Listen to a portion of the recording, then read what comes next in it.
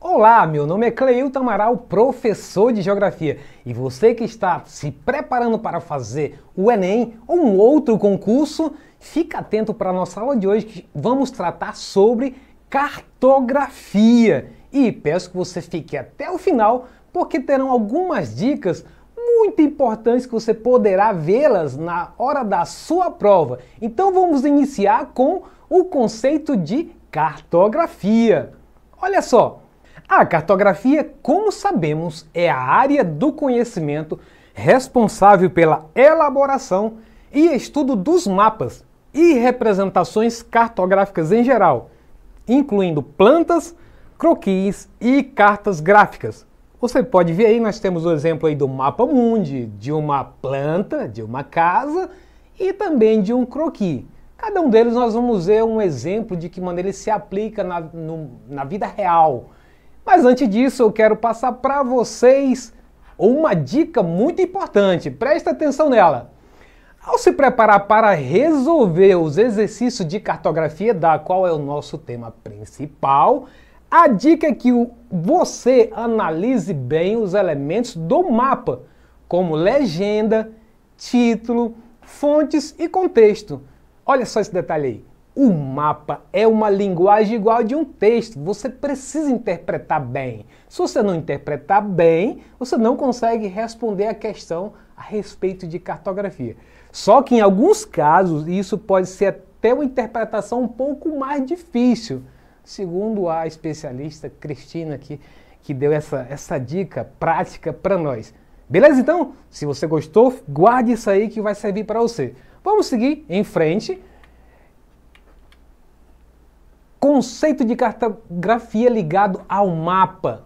Um mapa é uma representação reduzida de uma dada área do espaço geográfico.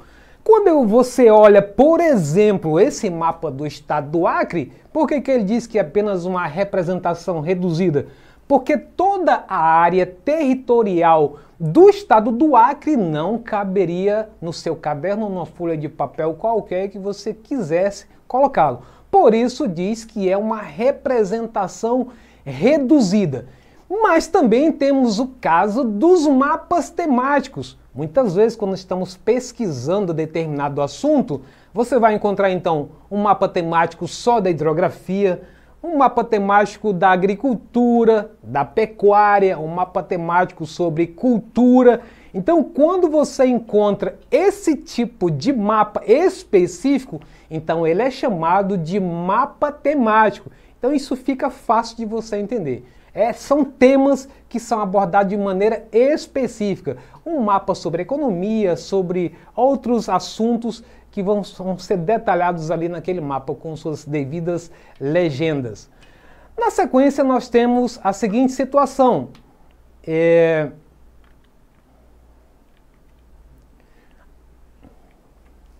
Plantas. Também é outra representação cartográfica mais utilizada para projetos de engenharia ou arquitetura, pois apresentam escala com maior detalhamento.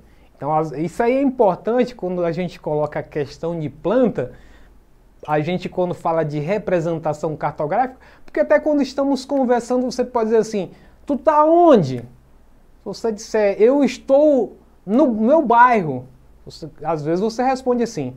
Então é como se você compreendesse, preenchesse o seu bairro inteiro. Mas o correto, se você disser estou em casa, ele já vai estar dando um detalhamento maior. Mas se você ainda disser ainda um detalhe para adicionar essa informação, se você disser estou no meu quarto agorinha, deitado, usando o meu smartphone para conversar contigo, vai ser um detalhamento maior. Então isso, uma planta permite fazer isso. Uma planta de um prédio, de uma residência ou até mesmo de um bairro ali, você consegue definir qual é o nome das ruas. E aí o caso da planta de uma casa, você está vendo os compartimentos, o quarto, a cozinha, enfim.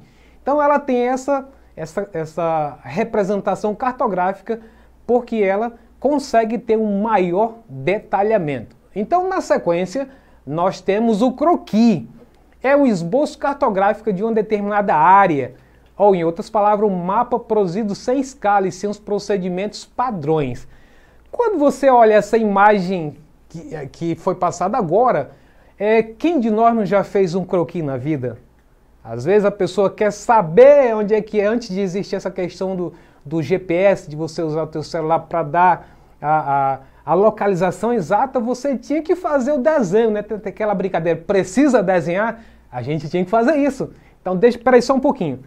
Você pega o ônibus, aí bota um pontinho aqui, aí tu vai chegar no comércio X, aí depois tu entra numa rua que fica do lado esquerdo, depois tu vai descer uma ladeira e lá na frente tem uma torre e aí a minha casa fica uns 10 a 20 metros depois, mas você vai desenhando tudo isso no papel, tá aí, tu segue esse croquis aqui que você vai chegar no local que eu preciso. Então é também um esboço cartográfico importante que deve ser observado. A escala, por outro lado, é a proporção entre a área real e sua representação em um mapa. Geralmente aparece designada nos próprios mapas, tanto na forma numérica e na forma gráfica. Olha aí, está tipificando que a escala ela vai aparecer só nessas duas formas, numérica e gráfica. Agora, como é que vai aparecer a escala numérica? Vejam aí na primeira coluna aí, que está mostrando aí, escala numérica, 1 para 4 milhões, tem essa forma como forma de divisão, 1 para 4 milhões com uma barrinha, 1 para 4 milhões em forma de fração. Aí ele vai, olha a observação embaixo aí, os valores da escala numérica são sempre em centímetro, por isso que muitas das vezes na sala de aula, às vezes você se incomoda um pouco, porque o professor sempre vai passar um cálculo para você transformar essas unidades de medidas para saber exatamente qual é o tamanho real daquilo que você está vendo graficamente no papel. Então, na sequência, na outra coluna, você tem a escala gráfica. Você vai ter essas formas das quais podem aparecer nos mapas, essas figuras aí. Então, você vai ter os intervalos no primeiro caso aí 0, 40 quilômetros e 80 quilômetros. Veja aí que os intervalos são de 40 em 40. Então são todas essas formas aí que você pode encontrar nos mapas. Então, aí olha o detalhe, assim como aconteceu com a escala numérica. Os valores da escala gráfica aparecem quase sempre em metros ou quilômetros. Da mesma forma como eu falei anteriormente, muitas das vezes nas provas é pedido também que faça essa transformação de metro ou quilômetro para unidades diferentes, talvez em centímetro ou outras unidades de medida. E a legenda para nós é algo muito importante. Em quase todo lugar que nós, inclusive, andamos na cidade, até mesmo nas casas, você precisa de legenda para poder se localizar, entender o ambiente melhor. Se eu chegar num ambiente público e eu quero saber onde é que está um banheiro masculino, para não pagar um vexame desnecessário, eu vou então ter que olhar onde é que está a placa que identifica se aquele banheiro é masculino ou feminino. Quando você está andando de carro ou de ônibus, se você for prestar atenção como é que você vai conduzir o seu veículo, você vai ter que prestar atenção às placas de sinalização. Então tudo isso são legendas que estão presentes em nossa vida e que elas são fundamentais. Quando olhamos para mapas, temos que verificar essas legendas para poder fazer uma leitura mais adequada. Então numa prova, se ele vai passar um mapa temático sobre hidrografia, então eu preciso identificar onde é que estão as representações de hidrografia, para saber se é um rio, se é para saber se é um lago ou uma lagoa. Tem alguns outros exemplos aí, como por exemplo, representações das edificações. Você tem a figura do museu, do hospital, do cemitério, do zoológico, aeroporto, barcas, shopping, representações de relevo, curva de nível. E temos também as representações de vias. Afinal de contas, essa via é uma via que ela está pavimentada, não está pavimentada, ela é asfaltada, é uma ferrovia. Então tudo isso tem uma configuração diferente que você deve observar. No segundo quadro você também tem a representação de paisagem, que geralmente vem de verde, indicando uma árvore ou um terreno alagado, mas mostrando o tipo de vegetação. E no terceiro quadro tem outras, é bom lembrar que existe uma variedade de simbologias que ajudam na questão da legenda. Então, nós temos no terceiro quadro aí corte de mata, caminho e muitos outros, o caso de rodovia e muitas outras situações que geralmente estão presentes nas cidades que você vai perceber. Lembrando que nem todas as formas de simbologias você vai encontrar nas estradas, nas rodovias do Acre, por exemplo. Vai depender da região, das particularidades de cada lugar, que você vai precisar colocar uma placa identificando que tipo de risco tem aquela região, que tipo de animal é mais comum estar atravessando uma rodovia, para você poder colocar uma sinalização, por exemplo, adequada. Então as nossas simbologias no estado do Acre elas são um pouco mais restritas, porque não tem essas variedades que são comuns em outras regiões do país.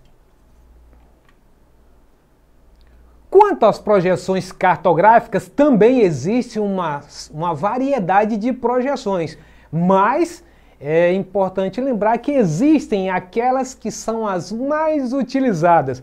Quando você olha, por exemplo, para essas duas imagens, a projeção de Mercator e a projeção cilíndrica de Petter, são as mais usuais quando você vai pesquisar na internet ou quando você está folheando um livro para poder fazer uma análise, uma interpretação de mapa. Essas são as mais comuns que verificamos. Repito, existem outras, mas quero aqui dar destaque àquelas que são mais comuns. Então, as projeções cartográficas reúnem as formas de representação dos mapas e das linhas denominadas de latitude e longitude.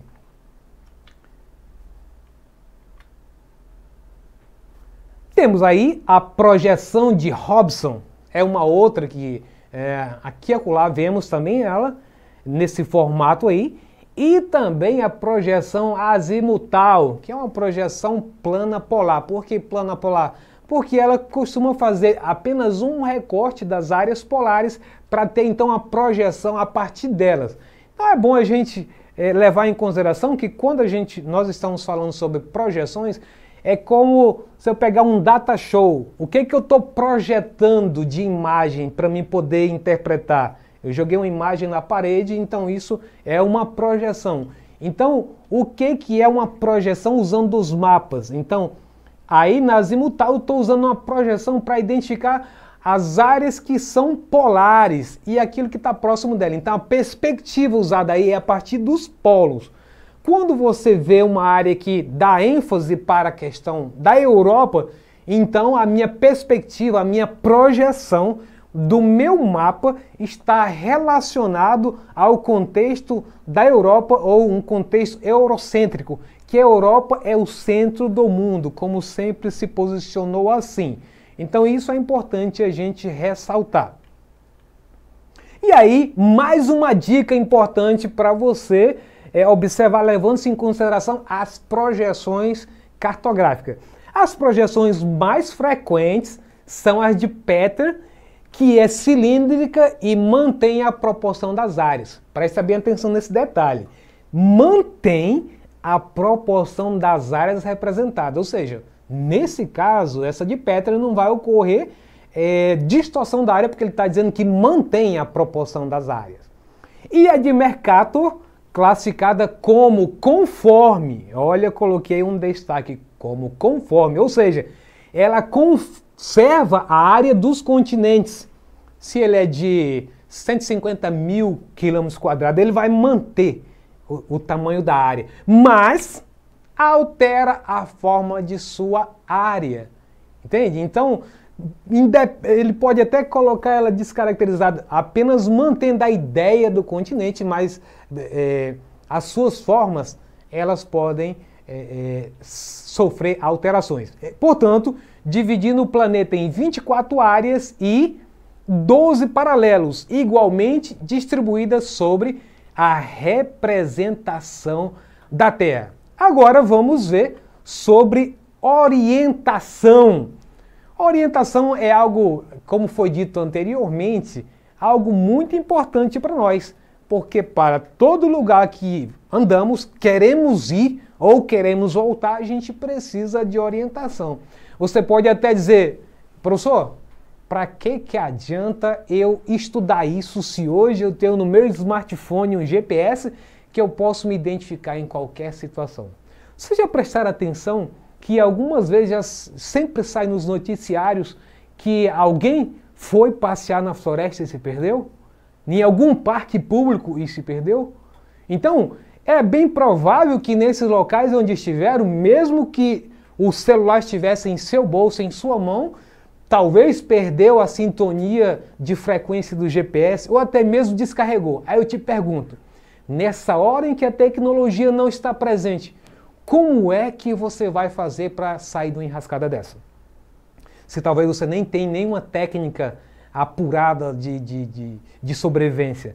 Então é preciso você pelo menos saber o básico de se orientar, assim como os antigos já o faziam, usando, por exemplo, mostra aí, o caso do Sol, a constelação do Cruzeiro do Sul, a bússola.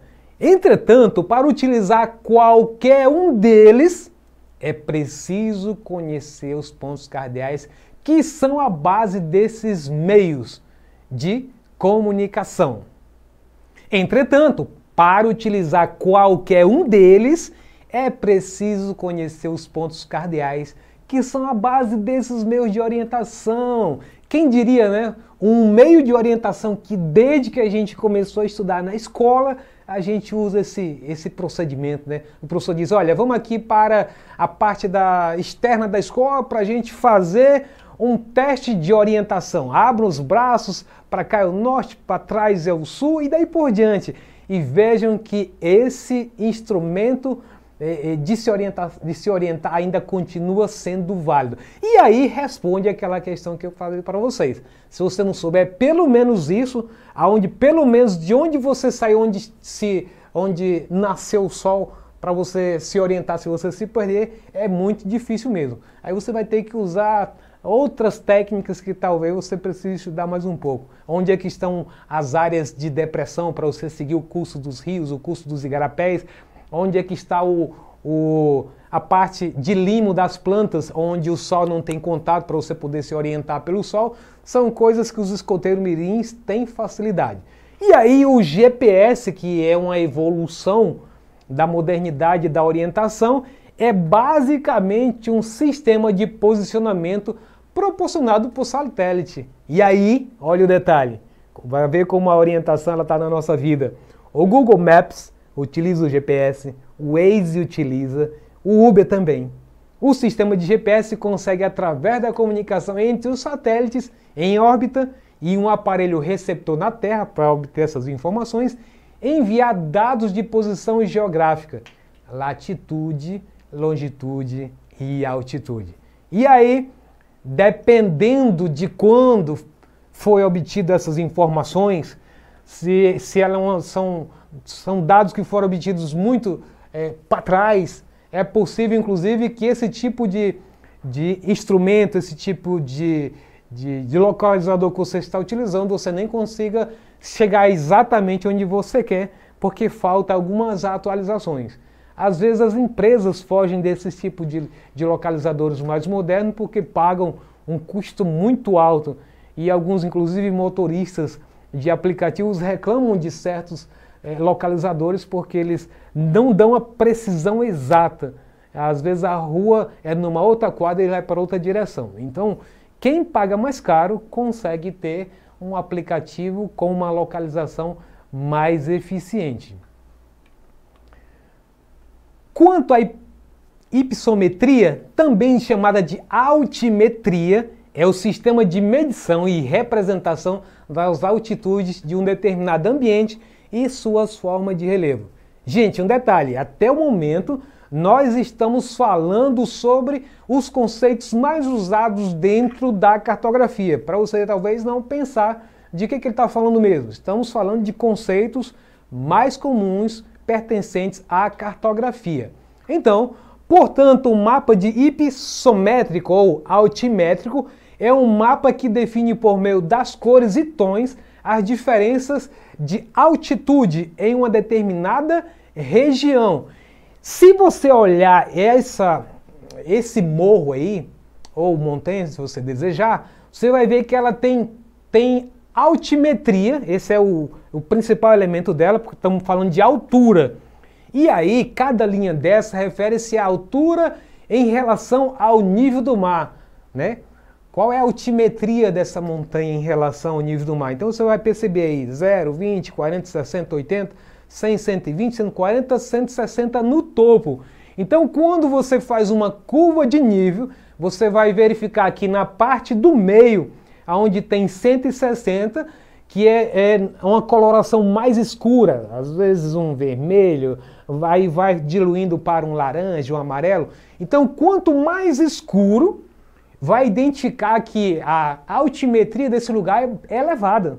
Então quando você encontrar, por exemplo, um pico, ele vai mostrar um ponto de coloração preta, que é digamos assim, uma convenção internacional para você identificar que aquela localidade é muito alta. Mas nós estamos vendo que 160 metros é o topo, fazendo aí um corte, né? Um corte aí, aí existem várias folhas de recorte para você chegar a esse tipo de identificação dessa curva de nível. Então 160 está no topo, então tem uma coloração mais intensa para mostrar que ela é a parte com maior elevação. Na sequência, de tamanha importância para a nossa localização, inclusive para o próprio GPS que nós acabamos de falar, nós temos os paralelos e os meridianos, né? Então você vai verificar aí que tem os principais paralelos, aí você tem o Círculo Polar Ártico, o Trópico de Câncer, o Trópico de Capricórnio, o Círculo Polar Antártico, e o principal deles, não desmerecendo os outros, é o Equador. A partir dele você consegue identificar nesses paralelos quem está ao norte e quem está ao sul. A partir da linha do Equador eu tenho minha latitude norte, tudo para cima, em direção ao Círculo Polar Ártico, e em direção ao Círculo Polar Antártico, a partir da linha do Equador eu tenho a latitude sul. Então aquilo ali, bem no mapa, bem na lateral, aí você vai, eu tenho aí uma ilustração, um círculo que está mostrando a latitude e a longitude. A latitude é na minha horizontal e a minha longitude na vertical. Então a minha latitude eu vou chamar tudo para baixo de latitude sul e para cima latitude norte. E na longitude, tudo que for para o seu lado esquerdo, eu vou dizer então longitude oeste, e para o lado direito, longitude leste. Isso é importante porque se você não souber isso aí, você vai ter dificuldade de responder a algumas situações que você precisa saber na hora de fazer a leitura da questão que você está analisando. E aí eu quero mostrar para vocês uma forma de como eu faço isso na prática. Então eu tenho um mapa e tenho algumas letras que eu gostaria que você identificasse comigo. Letra A, achou? Veja aí a letra B, está aí em cima da América do Sul, na região aí do Brasil. Letra C, na parte próximo do Japão, na parte leste aí. E a letra D, vocês se encontraram aí? Ali um pouco acima do Canadá, próximo do Alasca. Se você encontrou todas essas letras que estão na sua tela, vamos então ver agora onde é que está a localização delas com base nessa coordenada. Ou seja, coordenada geográfica permitem a localização dos diferentes pontos no mapa. Isso é interessante quando a gente fala de pontos, porque nos remete àquelas brincadeiras. O que é um ponto vermelho lá no oceano? Na verdade é uma brincadeira interessante, mas se você for levar a sério a brincadeira, o mundo é composto por infinitos pontos. Então, onde é que você está agora? Então, onde você está representa vários pontos, que vai identificar dentro da localização o ponto exato que você está aí agora. Então, eu estou no estúdio e você? Então, essa resposta define quais são os pontos que te cercam no espaço que você ocupa. Isso é interessante a gente saber. Então, veja aí.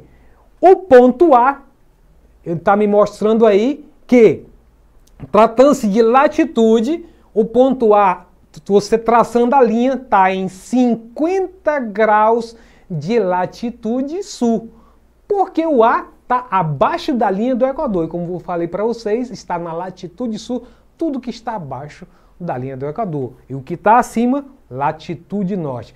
Já em relação à longitude, traçando da linha onde está exatamente a letra A, porque as longitudes são os meridianos. Então você vai perceber que está em 100 graus de longitude aonde? Está para o lado direito ou esquerdo? Está do lado direito. Então eu estou no lado leste, né? Ou, se você quiser dizer, na parte oriental. E aqui no Brasil, que é a parte oeste, você também pode dizer ocidental. Ou seja, nós fazemos parte do Ocidente. Hoje, com a questão da guerra, tem se usado muito esse termo. O Ocidente está lutando contra a Rússia. Então, está pegando o quê? Todos que estão nessa parte do continente europeu, mais os Estados Unidos, e também não deixando de lado que eles também consideram como Ocidente os países que são ricos. Então, às vezes, sai dessa lógica dessa linha traçada aí para levar em consideração o caso dos ricos, como é o caso da Austrália, que também está envolvida apoiando essa grande empreitada contra a Rússia nessa luta que tem ali na Ucrânia.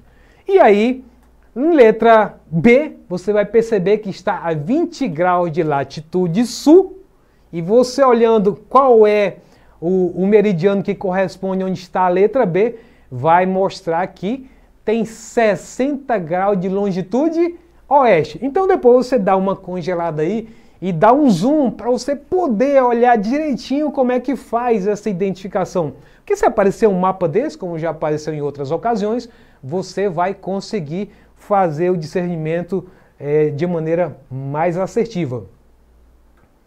E aí, a curva de nível, que já até citei anteriormente de maneira bem parcial, é uma linha ou curva imaginária que indica os pontos e áreas localizadas sobre uma mesma altitude, aquela da montanha que eu mostrei para vocês, né? Para designar a parte altimétrica feita por números representados em metros, né? Então aí você vai ver aí 10 metros, 20 metros, até chegar a 50 metros. E aí eu queria falar, inclusive, algo na prática. Aonde é que a curva de nível pode ser usada na prática por nós? Existem lugares nas montanhas que as pessoas cultivam, como acontece já nos tempos antigos. Os impérios já usavam esse tipo de prática, que é o cultivo de agricultura nessas áreas. Mas o que é feito para poder impedir que, quando ocorra a chuva e leve tudo ou lave toda a cultura que está sendo cultivada?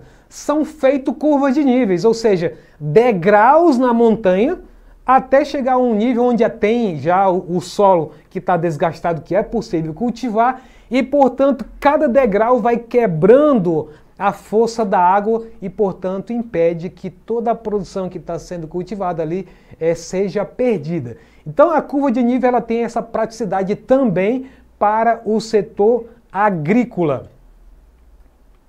Vamos lá então? Os mapas árabes ainda desenhavam o sul em cima e o norte embaixo, mas no século XIII a Europa já havia restabelecido a ordem natural do universo. O norte estava em cima e o sul embaixo. O mundo era um corpo. Ao norte estava o rosto limpo que olhava o céu. Ao sul estavam as partes baixas, sujas, onde iam para as imundícies, E os seres escuros, que eram as imagens invertidas dos iluminosos habitantes do norte. Preste atenção nesse texto aí. Agora o que é que temos aí? A confecção de um mapa pode significar uma leitura ideológica do espaço. Assim, a projeção de Mercator, muito utilizada para a visualização dos continentes, caracteriza-se por... Até deixei ainda do lado aí a projeção de Mercator para você poder se situar. Letra A. Apresentar um hemisfério terrestre envolvido por um cone. As deformações aumentam na direção da base do cone. Letra B. Representar as formas e as superfícies dos continentes proporcionais à realidade. As linhas de meridianos acompanham a curvatura da Terra. Letra C. Alterar a forma dos continentes, preservando a área. Seus paralelos e meridianos formam ângulos retos. Letra D. Partir de um plano tangente sobre a esfera terrestre. Seus paralelos e meridianos são projetados a partir do centro do plano. E última letra E. Conservar as formas, mas distorcer as superfícies das massas continentais. Seus paralelos e meridianos formam ângulos retos. A partir de agora, eu vou dar 4 segundos para você conseguir me dar essa resposta. Vamos lá? Se você disse que a resposta correta é a letra C, tá certo! Muito bem! A forma dos continentes preservando a área. Seus paralelos e meridianos formam ângulos retos. Com isso, a gente encerra a nossa aula de hoje e eu deixo um recado para você. Lute, porque quem não luta não consegue vencer. Não se deixe levar pelo pessimismo dos seus colegas. Se você ficou uma vez, duas vezes, mas não desista. Depende de tudo o seu sucesso. Um abraço e até a próxima.